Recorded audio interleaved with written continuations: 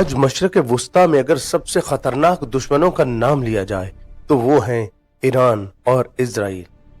दोनों एक दूसरे को तबाह करने की धमकियां देते रहते हैं, लेकिन क्या आप जानते हैं एक वक्त ऐसा भी था जब यही दोनों ममालिक खुफिया दोस्त थे। जी हाँ, ईरान इसराइल को तेल देता था और इसराइल ईरान को हथियार। फिर अचानक ऐसा क्या हुआ कि दो दोस्त दुनिया के सबसे खतरनाक दुश्मन बन गए। ये कहानी है इनकलाब की, खुफिया एजेंसियों और ताकत की जंग की कहानी। ये है ईरान और इसराइल की वो तारीख जिसे बहुत कम लोग जानते हैं।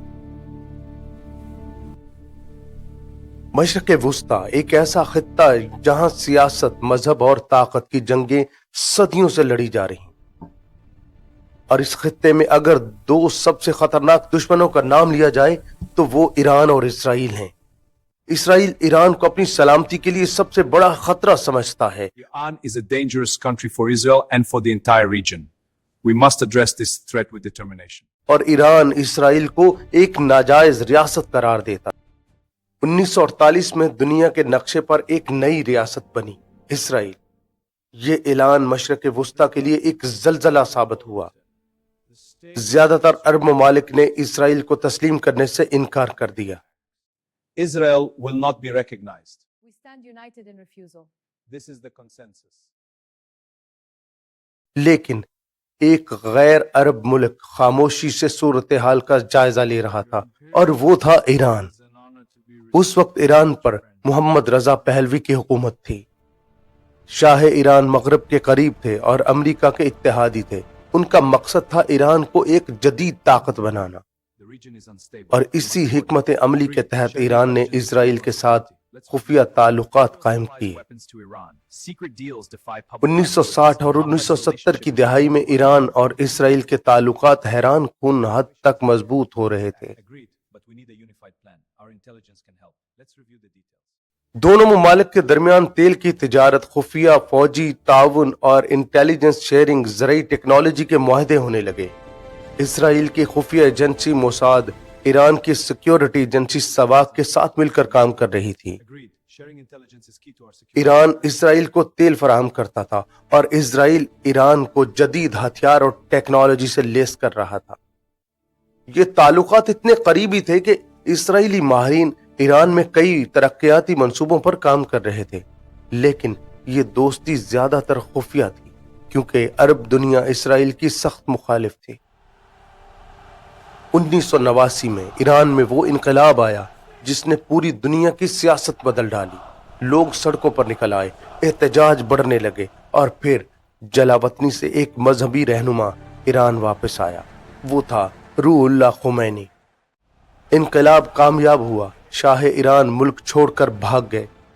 ईरान एक इस्लामी जमहूरिया बन गया और इसी लम्हे ईरान की खारजा पॉलिसी मुकम्मल बदल गई। खुमैनी ने ऐलान किया कि इसराइल एक गासिब रियासत है। इसराइली सफारत खाना बंद कर दिया गया और तेहरान में मौजूद इमारत फलस्तीन के नुमाइंदों को दे दी गई। अब ये सिर्फ सियासी इख्तलाफ नहीं रहा था, ये एक नजरियाती जंग बन गई थी। ईरान ने फलस्तीनी ग्रुपों की हिमायत शुरू की, खास तौर पर हिजबुल्लाह और हमास। ईरान उन्हें माली और फौजी मदद फराहम करने लगा। मशरक़ वुस्ता में एक नया महाज खुल चुका था। सन 2000 के बाद ईरान और इजराइल के दरमियान जंग ने नई शक्ल इख्तियार कर ली। ये जंग मैदानों में कम और कमरों में ज्यादा लड़ी जा रही थी। ईरान का न्यूक्लियर प्रोग्राम दुनिया के लिए तशवीश बन गया।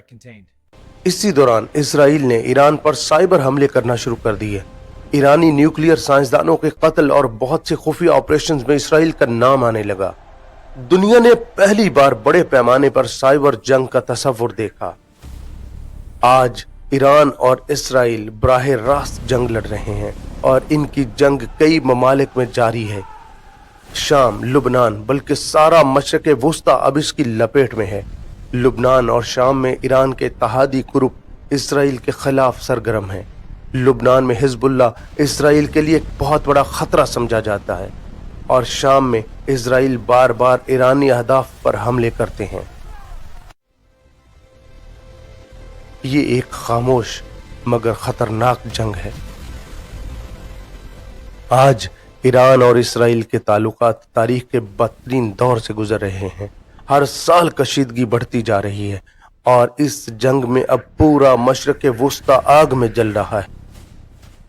کبھی یہی دونوں ممالک خفیہ دوست تھے. سوال یہ ہے کیا تاریخ کبھی دوبارہ بدل سکتی ہے؟ کیا یہ دشمنی ہمیشہ جاری رہے گی؟ سبسکرائب